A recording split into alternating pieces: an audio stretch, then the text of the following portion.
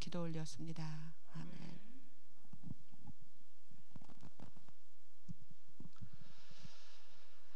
네, 감사합니다. 오늘은 성경통신학교 요한계시록 연구 제3과 일곱 교회에 보내는 편지 두 번째 시간을 함께 갖도록 하겠습니다. 시작하는 이야기를 먼저 하기에 앞서서 이번 과의 주제절이 되는 계시록 3장 20절 말씀을 읽겠습니다. 볼지어다 내가 문 밖에 서서 두드리노니 누구든지 내 음성을 듣고 문을 열면 내가 그에게로 들어가 그와 더불어 먹고 그는 나와 더불어 먹으리라. 오늘 우리가 함께 살펴볼 내용은 계시록 3장의 일곱 교회에 보내는 기별 중 다섯 번째, 여섯 번째, 그리고 일곱 번째 기별입니다. 지난 시간에 앞선 네 교회를 다뤘는데 다들 기억나시나요? 네, 오늘은 그 남은 세 교회에 보내신 우리 예수님의 기별과 그 기별을 오늘날 우리가 어떻게 이해하고 적용해야 하는지에 대해서 함께 살펴보겠습니다. 다섯 번째의 기별은 사대교회에 주어졌는데요. 이 교회는 두아디라에서 남쪽으로 약 48km 정도 떨어진 곳에 위치했습니다. 오늘은 먼저 이 교회를 향한 우리 예수님의 기별을 살펴보겠습니다. 이 사대 도시는요, 가파른 언덕 위에 건설된 정말 난공불락의 성이었습니다. 이 도시는 정말 찬란한 역사를 가지고 있었어요. 요한계시록이 기록되기 전, 그러니까 한 약 6세기쯤에 고대 세계에서 가장 큰 도시 중에 하나가 바로 이 사대 도시였습니다. 페르시아의 고레스 왕에게 함락되기 전까지 이 도시는 리디아의 수도로서 정말 번영과 또 부를 누렸고요. 또 로마 제국 시대에는 예전의 명성을 잃어버린 채 과거, 즉 왕년에 정말 잘 나가던 도시로 남게 됩니다. 이 도시에 아데미 신전이 있는데 이 아데미 여신의 신전 유적은 정말 이 도시가 과거에 어떠했는지를 나타내주는 과거의 명성을 충분히 느끼게 해주기도 하는 것이죠. 근데 제가 처음에 말씀드린 대로 이 도시는 정말 이 가파른 언덕 위에 건설되었거든요. 근데 그렇기 때문에 들어갈 수 있는 길은 오직 하나밖에 없는 정말 천혜의 요새였습니다. 그러다 보니까 이 도시 사람들은요, 자연스럽게 자만하고 굉장히 거만했습니다.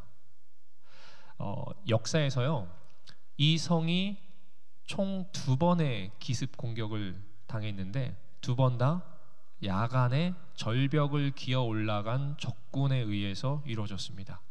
그런데 그 2번 다 성벽에 경비병이 없었다고 그래요. 경비병이 누구도 쉽게 자신의 성을 공격할 수 없을 것이라는 과도한 자만심이 불러온 멸망인 것이죠. 자, 그럼 이제 질문으로 들어가 보겠습니다. 사대교회에 편지하시는 그리스도의 모습은 어떠한가? 계시록 3장 1절 말씀입니다. 사대교회의 사자에게 편지하라. 하나님의 일곱 영과 일곱 별을 가지신 이가 이르시되 내가 내 행위를 아노니 내가 살았다 하는 이름은 가졌으나 죽은 자로다. 지금 이 사대교회에게 예수님은 자신을 하나님의 일곱 영과 일곱 별을 가진 이로 소개하십니다. 근데 이 일곱 영과 일곱 별을 이 밑에서 이렇게 해석하죠. 일곱 영은 성령의 온전한 역사를 상징하고 일곱 별은 성령의 인도하심을 받는 교회의 지도자들을 가리킨다. 이 사대교회는 칭찬이 없고 책망만이 주어진 교회입니다. 자만심으로 나태하고 죽은 것과 같은 교회를 향해 충만하신 성령의 능력으로 어떻게 보면 살리시기 위해서 이 교회를, 이 도시를 살리기 위해 다가오시는 예수님의 모습이 아닐 수가 없는 것이죠. 사대교회에 보내시는 책망은 그렇다면 무엇일까요? 내가 살았다 하는 이름은 가졌으나 죽은 자로다. 너는 일깨어 그 남은 바 죽게 된 것을 굳건하게 하라. 내 하나님 앞에 내 행위에 온전한 것을 찾지 못하였노니. 이 교회의 영적 상태는 한마디로 이렇게 표현했습니다. 살았다는 이름은 가졌지만 죽은 자다. 이렇게 진단하고 있죠. 영적 생명력이 없는 교회, 즉 과거에는 정말 좋은 신앙의 명성을 가졌지만 지금은 어떻다는 거예요? 전혀 생기를 완전히 잃어버린 그런 교회라는 것입니다. 이 교회는 영적 생명력이 없는 것 때문에 우리 주님으로부터 책망을 받았습니다. 영적으로 나태하고 무기력한 것이 그들의 문제였던 것이죠. 과거에는 살았다는 영적 생명력을 유지하지 못하고 지금은 그 생명력이 약화되어 버린 것입니다. 자, 그렇다면 우리 예수님께서는 이 사대교회를 향해 어떻게 회개하라고 말씀하셨는가? 그러므로 네가 어떻게 받았으며 어떻게 들었는지 생각하고 지켜 회개하라. 계시록 3장 3절의 말씀입니다. 이제 예수님은 이 사대교회를 향해 과거 그리스도인으로 시작할 때 복음을 어떻게 받아들였는지를 기억하고 돌이키라고 말씀하시는 것입니다. 여러분은 어떻습니까? 신앙적으로 나태하고 교만하고 게을러지실 때가 있습니까? 우리도 마찬가지인 것 같아요.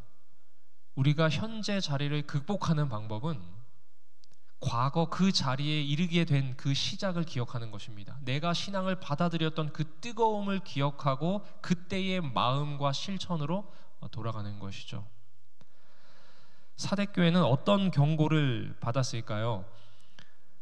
만일 일깨지 아니하면, 깨우치지 아니하면, 다시 깨어나지 아니하면 내가 도둑같이 이르리니 어느 때에 내게 이르는지 내가 알지 못하리라.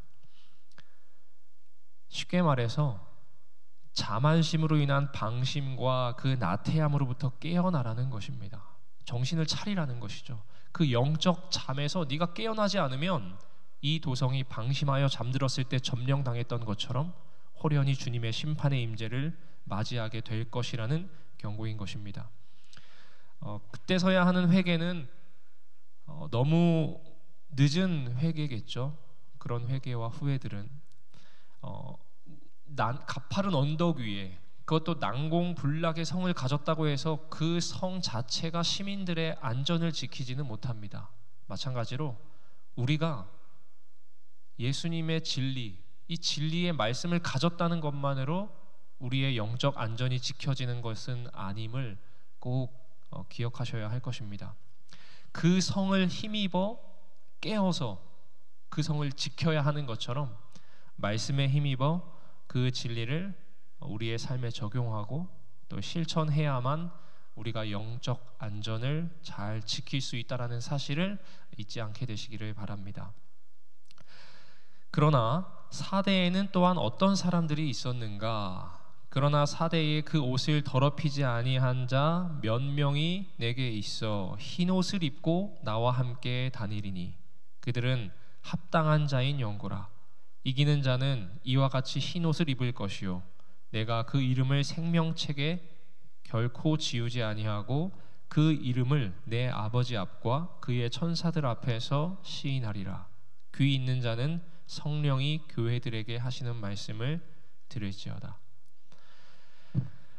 이런 상태 속에서도 그 자만과 교만과 나태한 그 상황 속에서도 순결한 진리의 말씀을 옷 입은 하나님의 백성들이 있었습니다. 이 교회에 오염되지 않고 영적 나태에 물들지 않았던 정말 소수였지만 그 작은 무리는 승리와 순결의 상징인 흰 옷을 입고 그리스도와 동행할 것을 약속하십니다. 그리고 이 교회에 이기는 자들에게도 동일한 약속을 주시며 나아가 생명책에 그 이름이 기록될 것과 하나님과 천사들 앞에서 그들을 인정하실 것을 우리 주님께서 약속하신 것입니다.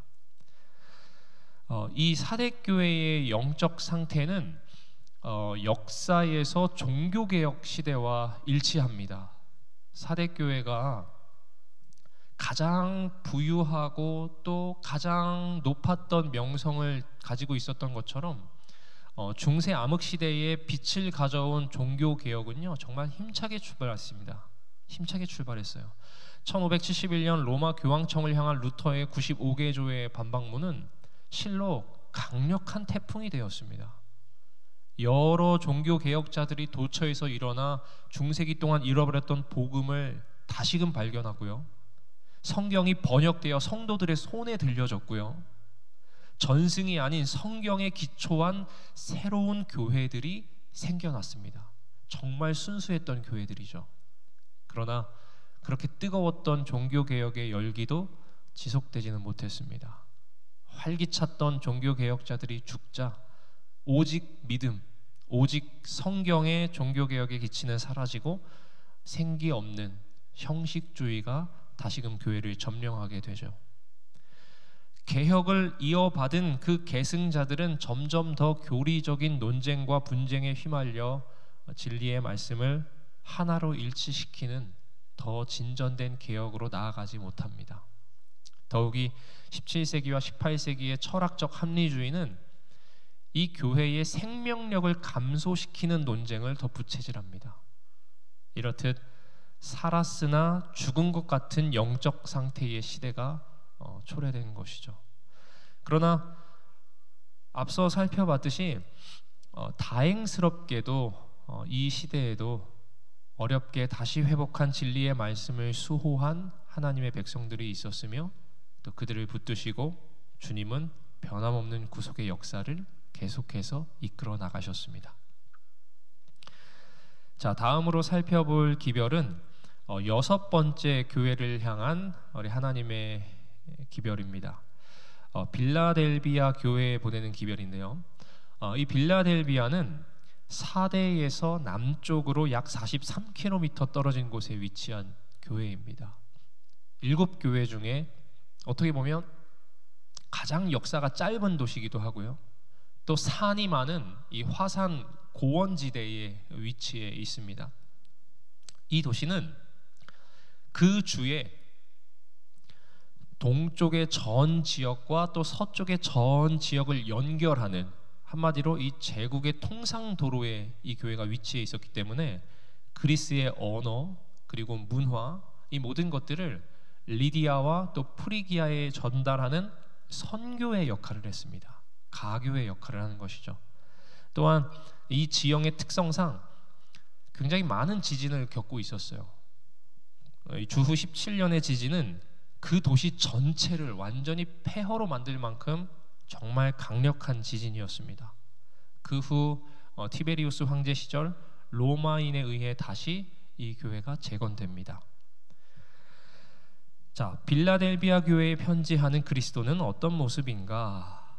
빌라델비아 교회의 사자에게 편지하라. 거룩하고 진실하사 다윗의 열쇠를 가지신 이, 곧 열면 닫을 사람이 없고 닫으면 열 사람이 없는 그가 이르되.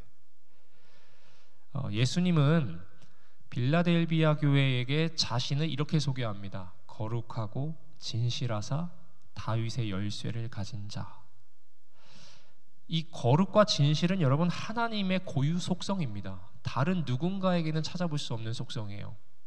또한 다윗의 열쇠를 가졌다는 것은 성경 이사야 22장 22절의 말씀을 인용한 것으로 히스기야 왕의 수석 청직이었던 엘리야김이 왕궁의 열쇠를 가지고 그 왕의 정권을 행사하는 것처럼 예수님께서 온 우주의 모든 권세와 능력을 가지신 분임을 나타내고 있는 것입니다. 그분의 결정에 그 어느 누구도 참견하거나 혹은 거스를 수 없는 절대적인 권리가 바로 우리 예수님, 우리 주님께 부여되고 있는 것이죠. 그렇다면 빌라델비아 교회에게 주신 칭찬은 무엇인가? 아까 사대교회는 칭찬은 없고 책망만 있었잖아요. 근데 빌라델비아 교회는 칭찬이 있습니다.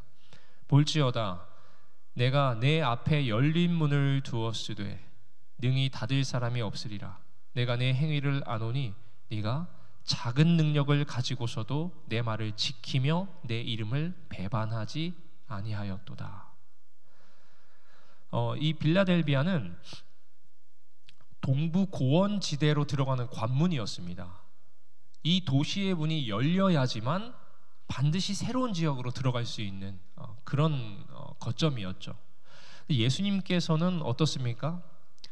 죄의 세상에서 하나님의 나라로 들어갈 수 있는 문을 여셨잖아요, 우리 예수님께서. 그리고 그 구원의 문은 오직 그분 외에는 닫을 사람이 없는 것입니다.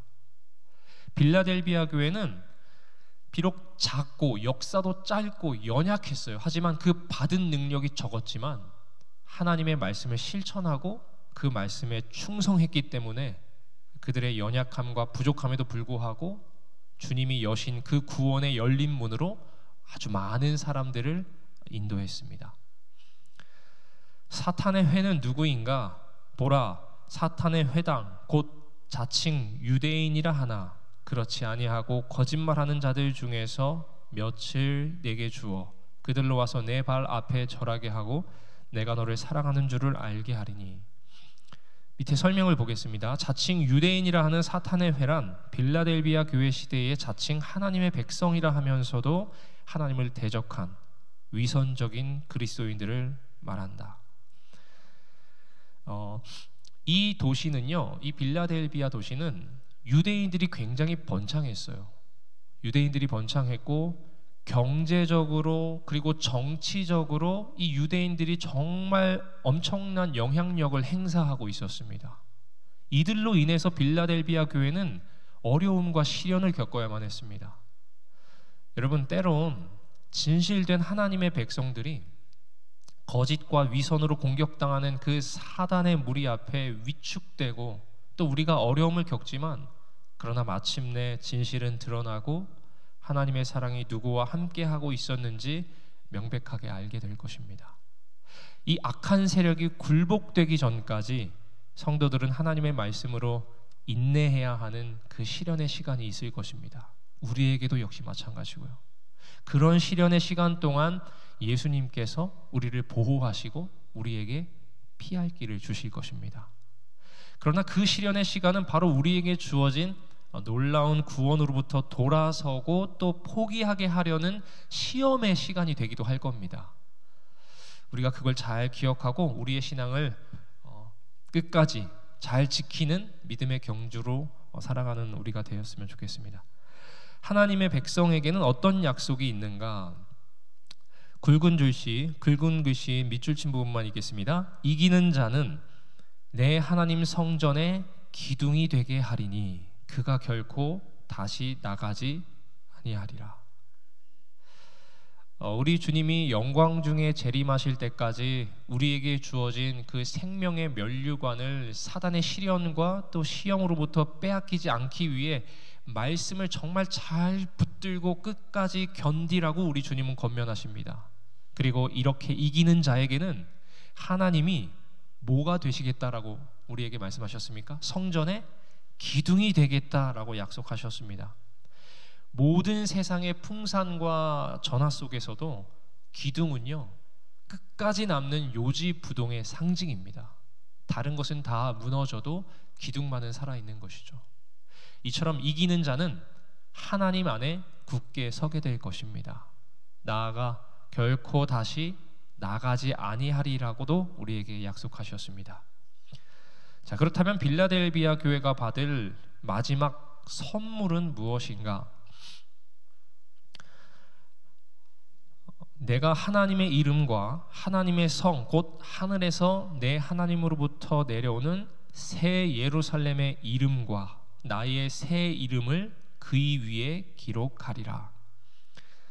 아까 제가 말씀드렸죠, 이 빌라델비아는 잦은 지진이 있었다고요. 근데 그 잦은 지진으로 인해 도시를 수시로 빠져나가야 하는 정말 불안한 삶을 이 사람들이 겪고 고통을 당했습니다. 얼마나 불안했겠어요.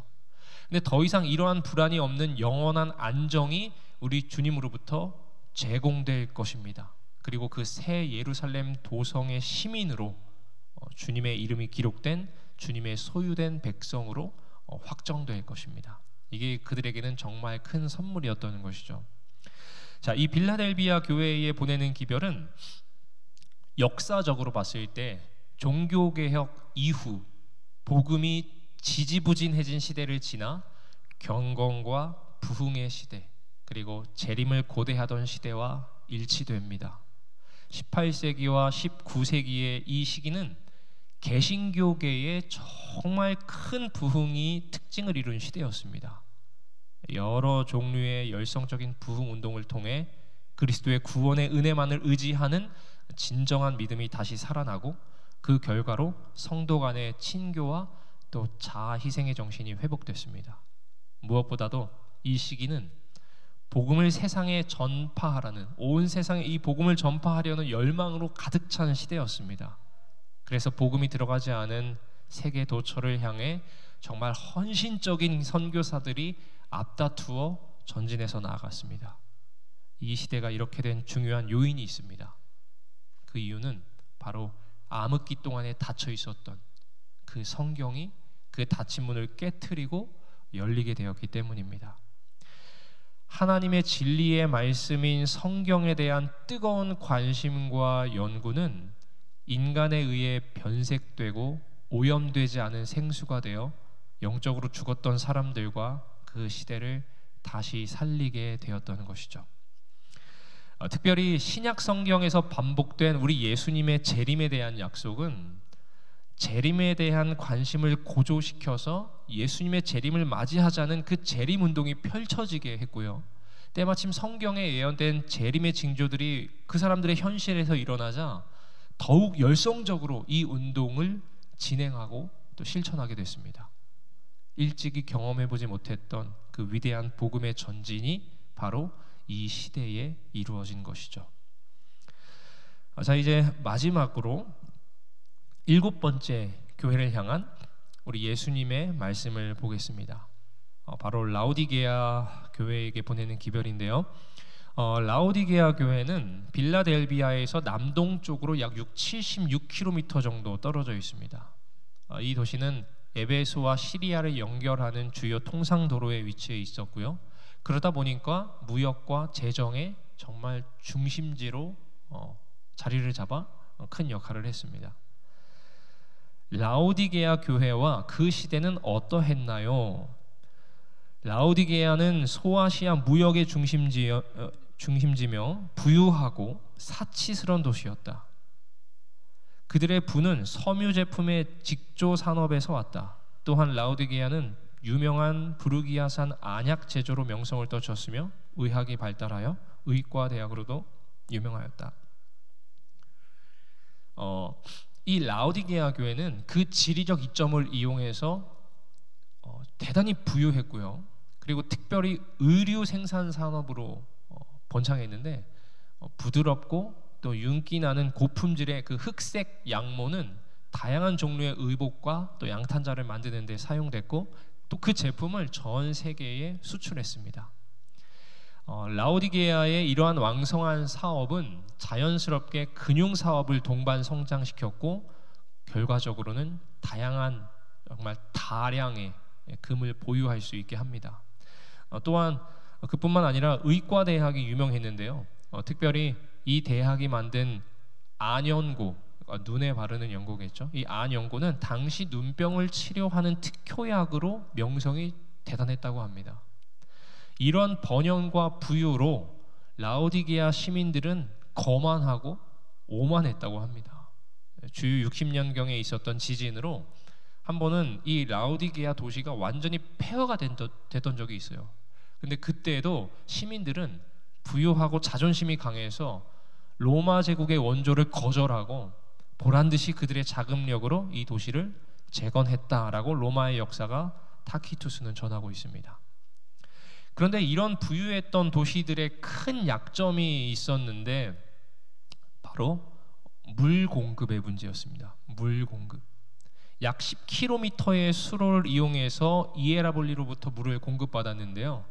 이 물은 처음에는 뜨거운 온천수였어요.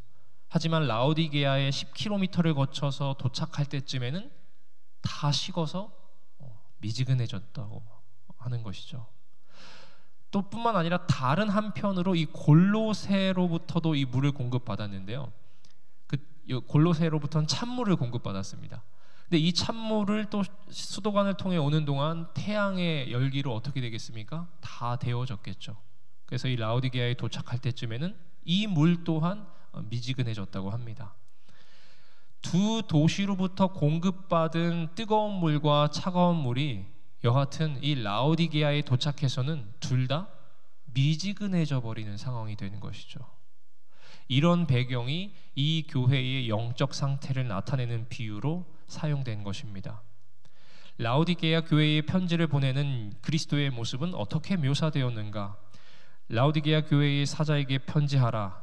아멘이시요 충성되고 참된 증인이시요 하나님의 창조의 근본이시니가 이르시되, 이 라오디게아 교회의 예수님은 자신을 아멘이시요 충성되고 참된 증인이시며 하나님의 창조의 근본된 이시라고 소개하십니다. 아멘은 우리가 잘 아는 것처럼 히브리어로서 진실로, 진짜로 이런 의미를 가지고 있죠. 예수님은 진리 그 자체이신 분이십니다. 그리고 그 진리를 위해 충성되고 또 거짓 없는 증인이셨어요. 진리에 대해 미지근한 태도와 상태에 있는 이 교회가 깊이 자각하고 깨어나길 바라시는 우리 예수님의 심정의 표현이실 것입니다. 나아가 이 미지근한 교회의 불분명한 신앙의 태도들은 창조의 근본이신 하나님을 망각하는 시대를 초래하게 됩니다. 이 교회가 다시 충성된 증인으로 선포해야 할 진리는 창조의 근원이신 예수님이다라는 것을 표현하고 있는 것입니다. 이 교회는 질문을 먼저 읽을까요? 라오디게아 교회의 영적 상태는 어땠습니까? 내가 네 행위를 아노니 네가 차지도 않고 뜨겁지도 않도다. 이 교회는 예수님으로부터 칭찬의 말씀을 한마디도 듣지 못합니다. 우리가 오늘 처음 살펴본 어느 교회와 똑같아요? 사대 교회와 똑같아요. 그러나 이 교회의 문제가 배도나 혹은 특정한 죄에 있지 않습니다. 참 애매하죠. 이 도시에 공급되는 물처럼 정말 차갑지도 않고 뜨겁지도 않은 그 미지근한 물과 같이 그들의 나태한 신앙의 상태가 바로 책망을 받았던 이유였습니다. 큰 잘못을 하거나 예수님을 배반해서가 아니라 그저 미지근했기 때문에. 자, 라오디게아는 자신에 대해 무엇을 알지 못했습니까? 가난한 것과 눈먼 것과 벌거벗은 것을 알지 못하는도다. 그러나 이러한 시대의 상태보다 더 큰 문제점이 이 교회에 있었는데 바로 자신들의 상태를 바르게 진단하지 못하고 있었다는 것입니다. 실제적으로 영적으로 가난하고 헐벗고 눈먼 그 자신들의 진실된 모습을 보지 못하고 있었다는 것이죠. 이 교회는 자만심과 교만으로 인해 스스로 속고 있어서 자신의 진정한 상태를 볼 수 없는 그런 교회였습니다. 이러한 라오디게아 교회를 향해서 우리 예수님께서는 세 가지 처방을 내리시는데요. 라오디게아 교회에게 어떤 권면이 주어졌는가? 내가 너를 권하노니 내게서 불로 연단된 금을 사서 부요하게 하고 흰옷을 사서 입어 벌거벗은 수치를 보이지 않게 하고 안약을 사서 눈에 발라보게 하라. 자, 예수님의 세 가지 처방, 첫 번째는 불로 연단한 금을 사라고 말씀하셨습니다. 베드로전서 1장 7절에서는 불로 연단한 금을 시련을 통해 견고해진 믿음이라고 증거하셨습니다. 시련을 통해 견고해진 믿음. 이 교회의 성도들에게 필요한 것은 물질적인 금이 아니라 그 금이 도가니 속에서 단련되어 순결한 성분이 되는 것처럼 그 모든 상황 속에서 승리한 경험된 믿음인 것입니다. 시련이 필요한 것이죠. 자, 둘째로 흰옷을 사서 입으라고 말씀하셨습니다. 마태복음 22장은 우리가 잘 아는 대로 혼인잔치의 비유를 통해 옷은 구원의 상징이며 하나님과의 바른 관계를 갖는 것임을 알 수 있습니다. 바로 이 교회는 어떤 그 고급 양모 원단의 옷보다 주님이 입혀주시는 구원의 옷이 필요했다라는 것이죠. 그리고 세 번째는 안약을 사서 바르라고 하셨습니다. 에베소서 1장 17절과 18절의 말씀을 통해 우리의 영적 눈이 밝아져서 저희를 바로 볼 수 있는 진정한 안약은 성령이심을 분명히 증거하고 계십니다. 이 교회의 성도들이 자신들의 곤궁한 상태와 또 영적으로 가난하고 헐벗은 자신들의 진정한 상태를 볼 수 있는 방법은 바로 성령 충만을 경험해야 한다라는 것입니다. 나아가서 자신들의 육신적 풍요로움 속에 속지 않는 방법 또한 성령 하나님의 분별하시는 능력을 받아야만 가능하다라는 것이죠. 그리스도께서는 라오디게아 교회를 사랑하셨는가? 그리고 그분의 약속은 무엇인가? 무릇 내 사랑하는 자를 책망하여 징계하노니 그러므로 내가 열심을 내라. 회개하라. 볼지어다 내가 문 밖에 서서 두드리노니 누구든지 내 음성을 듣고 문을 열면 내가 그에게로 들어가 그와 더불어 먹고 그는 나와 더불어 먹으리라. 이기는 그에게는 내가 내 보좌에 함께 앉게 하여 주기를 내가 이기고 아버지 보좌에 함께 앉은 것과 같이 하리라. 자, 이렇게 금과 흰옷과 또 안약을 사는 것은 이 교회가 가진 교만과 나태함과 자기 만족을 버림으로써 이루어질 수 있습니다. 비록 이렇게 책망을 받는 교회였지만 예수님께서는 사랑하는 자이기 때문에 내가 책망을 한다라고 위로하셨습니다. 하나님의 사랑이 이 교회를 끝까지 포기하지 않을 뿐만 아니라 새롭게 변화하도록 인도하신다는 것이죠. 그리고 어느 교회에게도 하지 않으셨던 가장 친밀하고 애절한 모습으로 다가오십니다. 바로 집 앞에 서서 사랑의 애착을 나누시고자 그 집 문을 두드리고 계시는 그분의 모습인 것입니다. 여러분, 참으로 놀라운 일이 아닐 수 없습니다. 그 끝을 알 수 없는 정말 무변광대한 온 우주의 왕이시며 주인이신 예수님께서 한낱 일개 피조된 이 지구상에 그리고 한 존재의 문을 열어달라고 호소하고 계시니 여러분, 이게 얼마나 우리가 이 사랑을 이해할 수 있겠습니까? 이 놀라운 사랑을 우리가 무엇이라고 표현할 수 있을까요? 끝까지 인내하시며 또 끝까지 사랑하시는 우리 예수님이 아니실 수 없는 것입니다. 이 교회에 보내는 기별만으로도 구원을 받지 못하고 멸망을 받는 존재들은 결코 하나님의 사랑, 우리 주님의 사랑이 부족해서 혹은 주님께서 참지 못해서가 아니라 끝까지 그들 자신이 거절했기 때문임을 우리는 알 수 있는 것입니다. 우리가 구원받지 못하고 멸망받는 것은 하나님의 사랑이 부족하거나 하나님께서 참지 못해서가 결코 아닙니다. 바로 문제는 우리에게 있는 것이죠. 이 은혜로운 사랑의 호소에 저와 여러분들은 여러분 스스로의 그 마음의 문을 활짝 열어서 언제나 우리 주님을 우리의 중심에 모셔드리게 되기를 이 시간 간절히 소망합니다. 이제 이 교회의 이기는 성도들에게는 예수님과 함께 그분의 보좌에 앉게 해주시겠다는 한 가지 약속만을 하셨습니다. 여러분, 예수님이 재림하신 후 최종적으로 이루어질 이 약속은 지금까지 모든 교회들에게 주신 약속이 다 포함되어 있는 약속입니다. 이 라오디게아 교회의 영적 상태는 뜨거웠던 경건과 부흥 그리고 재림운동의 시대가 지나고 지금 현재 우리가 속한 교회의 영적 상태와 일치하다고 볼 수 있고 알 수 있는 것입니다.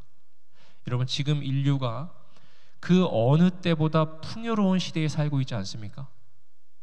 그 세속적 성공으로 자만하고 교만하고 있는 영적으로 미지근한 신앙생활을 하고 있는 바로 우리들의 모습이 아닐 수 없는 것이죠.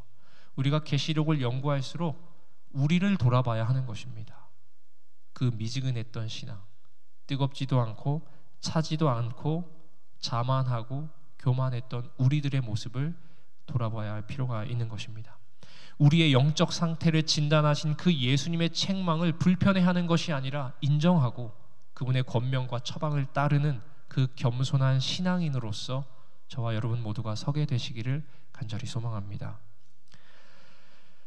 7교회에 보내는 기별에서 우리는 어떤 교훈을 얻을 수 있을까요?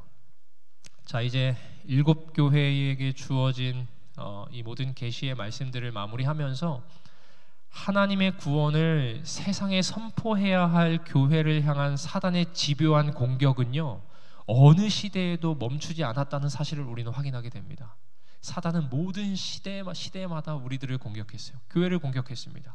외부의 세력을 이용하든지 혹은 교회의 내부의 변질을 이용하든지 아니면 교회 자체의 나태와 게으름을 이용하든지 어느 시대에도 사탄이 교회와 우호적인 관계였던 적은 없습니다.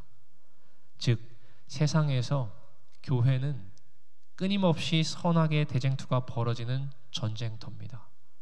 우리의 신앙 상황이 전시 상황임을 늘 상기하고 계시기를 바랍니다. 그러나 이 7교회 기별이 가장 먼저 예수님의 등장으로 시작하고 성령의 호소로 마치는 동일한 형식으로 주어진 것을 우리가 확인할 수 있습니다.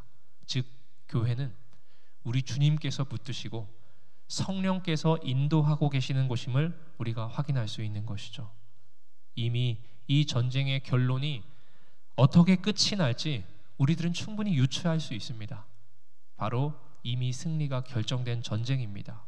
우리의 믿음이 반석되시는 예수님께 굳건히 털을 잡고 있는 한, 또 우리의 삶이 성령님의 인도하심에 언제나 순종하고 있는 한, 이 싸움은, 이 전쟁은 결코 질 수 없는 싸움임을 우리가 기억하시고 이 싸움에 믿음으로 부름 받으시는 여러분 모두가 되셨으면 좋겠습니다.